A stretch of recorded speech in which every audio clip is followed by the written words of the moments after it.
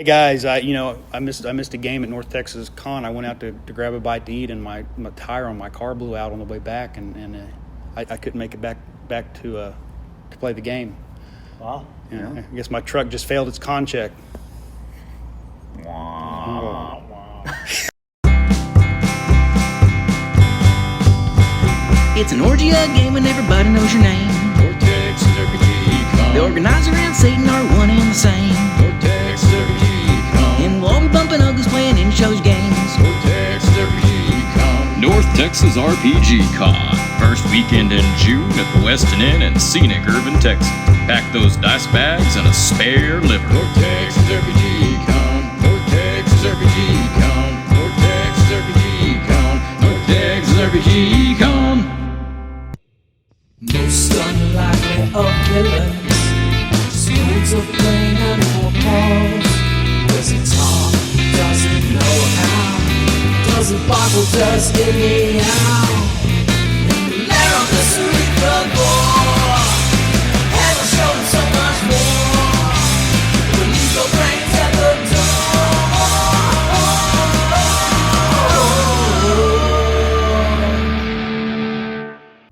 All right, welcome everybody to a special episode of Cerebrivore. Although, really every episode of Cerebrivore is special, isn't it?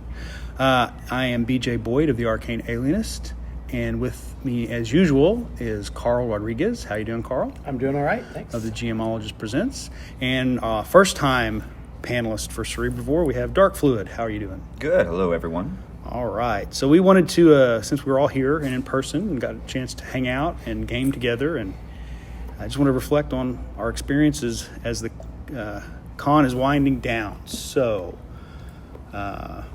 first thing, we'll let you go, Dark Fluid, since you're First timer on Cerebrivore.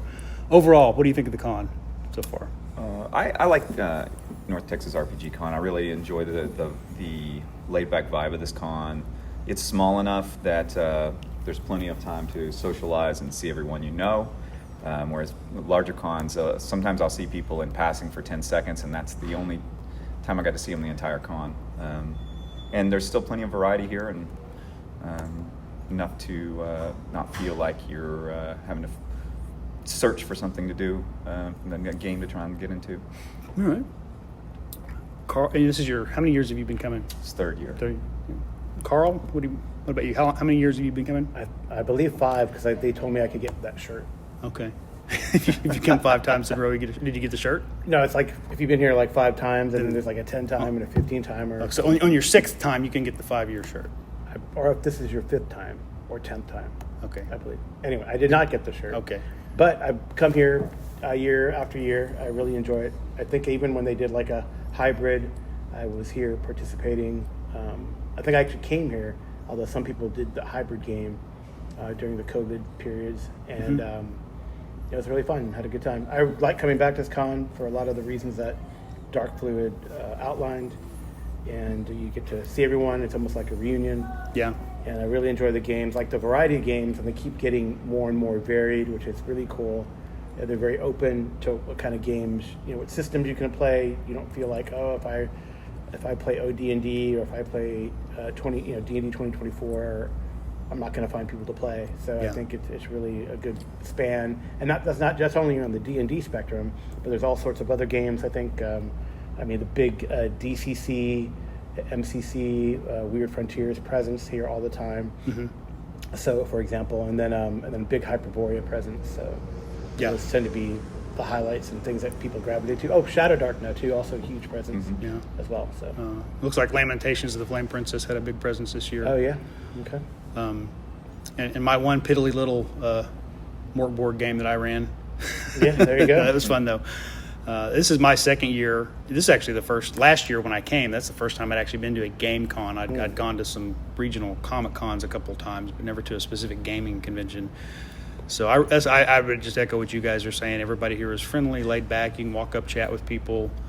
And it's small enough that you kind of see people you saw the year before. Oh, hey, how you doing?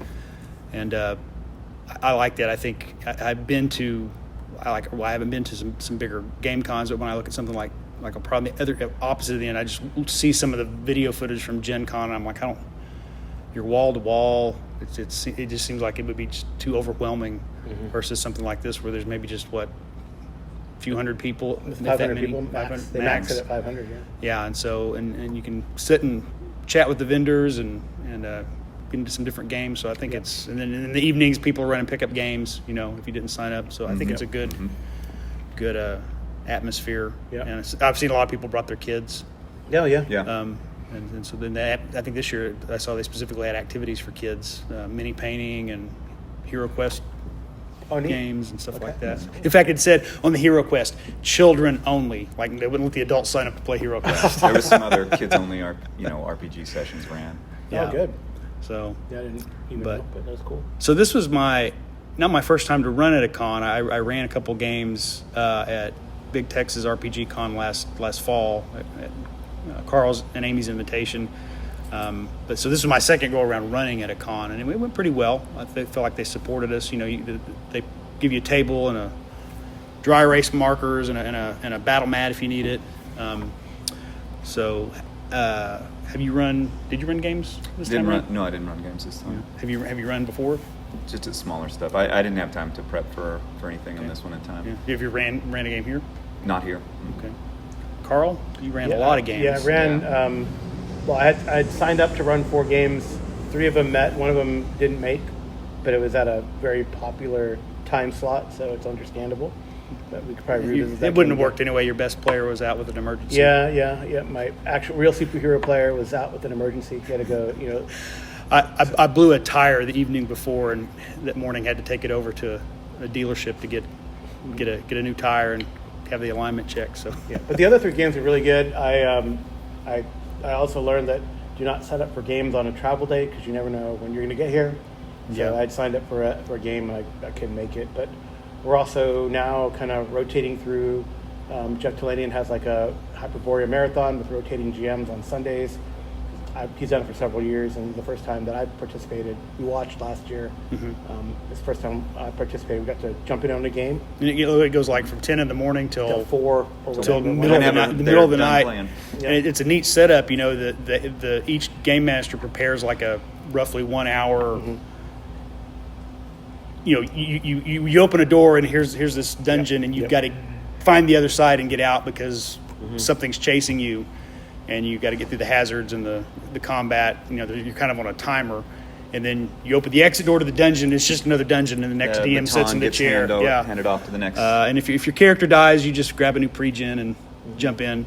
It's a pretty cool setup. So, and I think Carl, you have something prepped, so we want to make sure you get up there and Hopefully get back in the get up queue for running it. But we all just came from in that. Yep. It was a little chaotic, I think. With you got 11, 12 players at the table, but it was a lot of fun. I ran. So you ran, Carl. You were going to run the Operation Jersey Devil, which is like a white box based. You kind of combine superhero and World War II. Yeah, low-level supers a la Godlike. Yeah. Or, 150 point to 200 point heroes What- and champions. And what else did you run? So I ran a game called Song of Roland, which was a mashup between Pendragon, inspired by events in the Dark Tower series. So to substitute lances for guns, but they also had, the characters had swords, etc. And then I ran a Hyperborea game called Shadow of the Wizard, which is inspired by Rainbow Stargazer. When the wizard falls, all hell breaks loose in the slave camp that he has created to build this enormous tower. Think of Tower of Babel, or something like that. And then I ran another mashup, because that's what I do. I ran this one called Mountain of the Gods, inspired by sort of Warhammer 40K and William King's Space Wolf stuff, where the player characters are in a sort of Iron Age type of society, and there's this myth about this mountain and tradition to send people up who never come back. So the players went up the mountain and ran into all sorts of sci-fi type shenanigans. So it was really fun. So you used the Pendragon system, but you set it in the Dark Tower universe, and Yeah. then it was 40K, but you didn't use. No, I use the Traveler system. The Traveler, yeah. So- So Traveler. I think that was it's a great system. I mean, it's pretty basic system, really. Yeah, The Traveler 2d6. rules, 2d6 hit a target number. So it was nice. Which one was your favorite one to run? The one that I thought went really well, it's hard to. I'd say my favorite one to run. Maybe I'm a little biased because I had like some ringers in it, but Song of Roland was really cool. The Pendragon mashup, because I like a good Western tale. I really enjoy Pendragon and Arthurian type of mythos, and that's what Stephen King does in The Dark Tower with the Kingdom of Gilead and the history of Roland. But again, they're knights, but they wield guns, which is very interesting. I think so. Right. So I thought that was really fun, and I thought that the Shadow of the Wizard went really well. I mean, it was go go go, and I really enjoyed that. So that was very dynamic and a really good group of players who kind of came together. We even took a picture with our horns up for Ronnie James Dio because that's who inspired it, really. So it was fun. And Dark Flute and I both played in that, so I enjoyed it. Did you? The Song of Roland. Yeah. Or put you on the spot. Put you on the spot with Carl sitting right here. Did you enjoy Carl's game? The Pendragon. I thought the Pendragon system worked really well for it, and I think we just about engaged every rule, not purposefully that we could. That was the exciting thing about it, and not only did we engage the mechanic, but then that also resulted in very exciting and interesting emergent there was activity in play. Never a dull moment. Never a dull moment.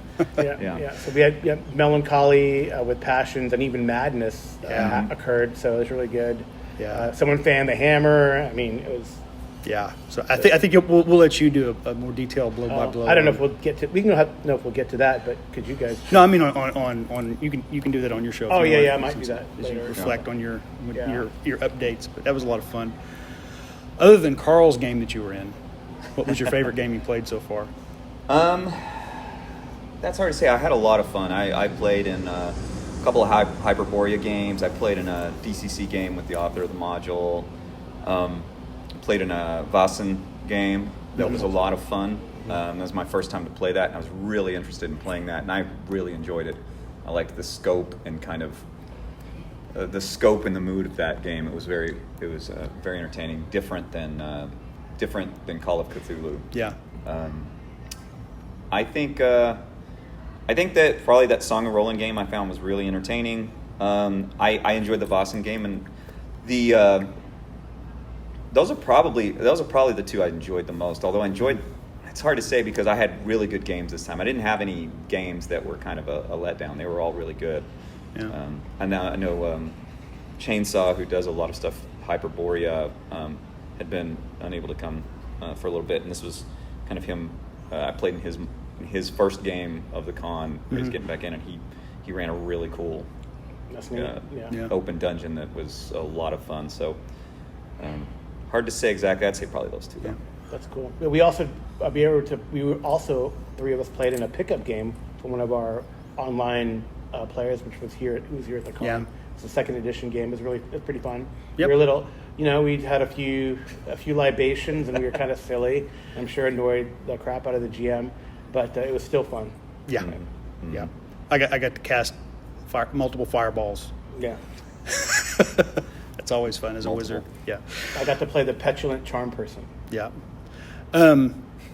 So and because of my auto difficulties, I actually missed 2 games. I was supposed to play in a Mutant Crawl Classics when I was trying to get back from my tire blew out, and then I missed Carl's game in the morning. But I did get to, which was probably the highlight outside of Carl's game, was I did get to play Swords and Wizardry with Matt Finch as the GM, and it was a lot of fun. It was a good game. All the good players, they were all engaged, and I think the cool thing for me, and part of the reason I wanted to get in that game, was to as much as I've kind of delved into Swords and Wizardry and old school essentials and BX and stuff, I never played it under someone or with I've only ran it. I never played those versions, and so I wanted to play it with a DM who focused on that style and see, am I doing it right? What am I? How's he manage? Authority, right? Yeah. How does he manage the procedures? How does he keep the game going? How does he keep track of stuff? What does he roll in secret? What does he roll in the open? Where does he make those choices? And it just like smooth as butter. So like that's my new template for. That's how smooth I want a game to go. So Yes. that was really, really cool. And he signed my Swords and Wizardry books, and he signed you guys Swords and Wizardry books because you said, "Hey, take these with you and get his autograph." Well, I did Tome of Adventure design on Matt Finch, which is a fantastic book. Yeah, so. yeah. So, Carl, what was your highlight other than the games? What was of the stuff at the convention? Any Highlight big other highlights? than the game. Oh yeah, I got to talk for a very long time to Rob Alderman, who is the author of Gods of the Forbidden North. I was bold, like I really, tried, help myself to be, and my companions here, BJ and Dark Fluid, reminded me or encouraged me to be bold. So I've asked several people for post convention interviews. So Del Tiegler, Jeff Talanian, Paul Wolf, Great. Ben Barnes, and Rob Alderman. So I'm looking forward to conversing with these guys. Rob talked my ear off, and he kept talking our ear off when BJ showed up. Yeah. But it's great to hear his process and talk about like Kickstarters and what he's trying to do. Did you buy the book from him here, or did you? Just Yeah, have it with you? I had so Gods of the Forbidden North I got like as a fire sale back in December during the Christmas period. It's like one of those deals, super deals of the day that they had, and I've been wanting to get the hardcover, but I wanted to wait here, and I was able to get it from him, and BJ and I got our signed. So I think that's Carl bought his and walked off, and then I said I'll come back in a little bit and get some books. And when I came back and bought the books, I was like, "Hey, will you sign them?" He's like, "Yeah," and he's like, "No one has ever asked me to sign." So my volume 1 of Gods of the North says this is the first ever autograph, and I signed it. And then I was like, "Hey, Carl, you saw it?" I guess Carl forgot to ask him for signatures. And then Carl came back, so even though Carl was there first, I actually got this first ever signature. And he put this is my first ever signature. Yeah, on you, right? yeah. And then in the set volume 2, he put this is my second ever signature. That's one of you can do it at other cons, because that's one of the things about NTRPG that I like is it's small enough and there's enough creators that come here and they're laid back. You have time to talk to them. You have time to get signatures from the creators in places where the larger cons you feel more rushed. I don't want to bother them. They don't have time. They're trying to set up things. Other people are waiting. Or they might even have handlers where they charge you or whatever. Yeah. Sometimes. And here it's very laid back. And then you get to a smaller con and maybe they're just not there. I got to visit with Merle Norman for like an hour and a half last year. Oh, About Merle Top Rasmussen? Oh, yeah, sorry, yeah. Merle Norman, that's a cosmetic company. Merle Rasmussen, the guy who created Top Secret. Yeah, that's cool. What was your non-game highlight, Dark Fluid? I don't know. I think honestly, I had several people from my home gaming group who are also now game with Carl as well online that were able to come for their first year this year. And I think the highlight for NTRPG for me is this year I didn't try to squeeze as many games in. I left myself more downtime to either do pickup games or to socialize. And I think it's always the thing about NTRPG is because I have that time, it's that ability to see other people that I haven't seen in a while and kind of do some socializing. That would be my non-gaming highlight. It wasn't going to be fun getting to have actual Texas cuisine and authentic Well, Mexican you know food what? again. Now that you remind me, getting barbecue and Mexican food was pretty. And that's pretty far up. Highly recommend. What was the place Hard called? Eight. Hard Eight Barbecue. Oh, Mexican sugar was pretty good. Mexican Good sugar. enchiladas. Yeah. So we ate at Mexican Sugar, which is, I don't know, DFW now is comprised of probably, I can't keep track of how many suburbs are just part of the area now, and they all seem to converge around the airport. Right. But it's somewhere in not in Irving, but somewhere near Irving, and then also the Hard Eight Bar. I think they have 5 or 6 locations around there, but it was really good. If you do go to Hard Eight, it's one of those you're in a line and you order as you go. Just realize It there are keeps multiple going. stages of ordering that keeps happening. They have more food, and after you pay, there's more food that you can get. You kind of go through this out. It's not outdoor, but it's like there are no windows. You're under the roof, by the pits and it's and the pit. And you tell the pit master what meat you want, and you think, oh, it's just And there's sides there, there's a too. couple of sides. You think, oh, it's just meat and these grilled sides. Then you get in, and it's like here's salad and desserts and other sides, to order, and French sides fries. to pick up, and then you get done checking out, and it's like, oh, and there's beans yeah, over there. and then if as long as you're dining, just because they love you, there's a big pot of eternal pot of pinto beans that you can just help yourself to. So Cool. but yeah, so we ate well, we drank well, we played well. Yeah. I think my other non-gaming highlight was I got Kelsey Deonda. I got a lot of autographs this time. I got Okay. my Shadow Dark book signed by Kelsey and got to talk to her for a minute, and she's really nice. I hope to get in one of her games next year. Mm-hmm. I have to remember to sign up early instead of late. Yeah, I got to remember when the sign-ups start. Yeah. Yeah. So Yeah, they did a rolling release of games. So sometimes I'd heard people like bought into games and then they're like, oh, some more games came out, and so I don't know. yeah, then you give up your ticket for that game and switch to another one, and one of them that was full suddenly has 2 openings. Yeah. It's a little Definitely have to monitor if you didn't get into something sometimes. I think they just need to go. I think they just need to have draft day. All right, we've got all the games, we've got all the players. Yeah, so like a weekend with good friends. The good friends at Jackson Elias, Scott Norwood and Co.'s Discord. That's what they do. Is they do a lottery, Yeah. Yeah. which is fun. Well, you guys, I assume you're going to be back next year unless something else Yeah. Yeah. I think happens so. to interfere. Definitely. Great. Yeah. So highlight. I think this will probably be pretty regular for me. It's That's cool. it's a short drive for me, and One of the things I like about this con is everything's on one site. Yeah. The hotel downstairs, and unlike I'll use Gary Con as an example.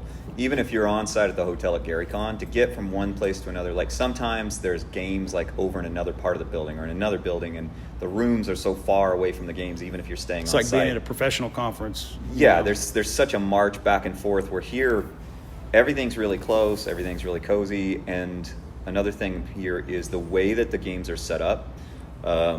They're broken up into a lot of smaller individual rooms, and this year they even had partitions up to try and block sound in the room, in a lot of the rooms between tables. Yeah. And a lot of conferences I've been to, the sound becomes a real problem. Yeah. It's really hard to hear what's going on at the They'll table. put you in a ballroom with 50 tables. Yeah, we're here. I never feel like you might be there might be a table in your room getting rowdy, but I never feel like I have a hard time hearing people at my table. Yeah, we had a rowdy table next door in Pendragon, but Yeah. it was alright. We made- It was we made fine. it. I mean, But yeah, other places even when it's not rowdy, sometimes I can't hear what's happening at the yeah, table. if you like that murmur that Yeah. reverberates. Yeah, well, you just don't get that at the games here, Yeah. so it's really easy to be engaged. All right. All right. Well, any final thoughts as we wind down the convention? You all who are listening should try to come to in North Texas RPG Con, NT Yeah. RPG Con. It's really fun, great reunion. For people that you probably converse with in the Discord, you get to learn their real names and not just their handles Yeah. and the like. So Good showing by creators. yeah, great Yeah. showing by creators. Yeah. I think exceptional showing by creators. Yeah. I mean, Yeah. they really. And I think they feel like relaxed and stuff. Oh, another highlight too. I had breakfast with Jeff Talanian and we brainstormed some ideas. So Yeah. that was kind of fun too. Yeah, and that can be That can happen, right? that Yeah. happens here a lot more than Yeah. I feel like than other cons. Like last year, you sat down very often, like you said, and eat dinner with a creator and just talk to them, whether it's about the ideas of creation or like last year I sat with Jeff and we talked about things like thoughts on AD&D second edition and just Yeah. esoteric discussions on things like that are super interesting. Yeah. Yeah, that's really fun. Well, I had a good time. I'm glad. I was good to hang out with you guys. I felt like we got plenty of gaming together, gaming separately, going out to eat, hanging out just in the hotel and talking and having laughs. So I'll definitely be back next year. So, all right. Well, it was great to hang out with you guys again. Yeah. So Great to hang out with you, BJ. we will And Dark we will Thunder. we will reunite online, not in the next few days, obviously, but I'm sure we'll see each other again in person next year. So. Yep. Yeah, definitely. All right. Well, thank you guys. Thank and you, thank BJ. you guys for Thanks, listening Tom. out there. Nerds and Co broadcast, Cerebral podcast. Let's savor all the flavors from the Simon Capstrong. All styles and pods past, Cerebral podcast. You're counting down your last as you admire them all. Something's blinding teeth, or escaping your brain. Baby, what I mean is this is shades of fake. And from what I understand, that's an evil. Don't look now, the Super Bowl is coming, and all that's left is the crying and the running. You can beat it, you can pile, you can bomb in any order. Just another ring of legal tossers running for the border. Just a snap, like a one, can I stutter? Beer and beer, it's always bread and butter. You can eat on a baby, and his doctors never say it. Wasn't safe in the flavor of memories you create.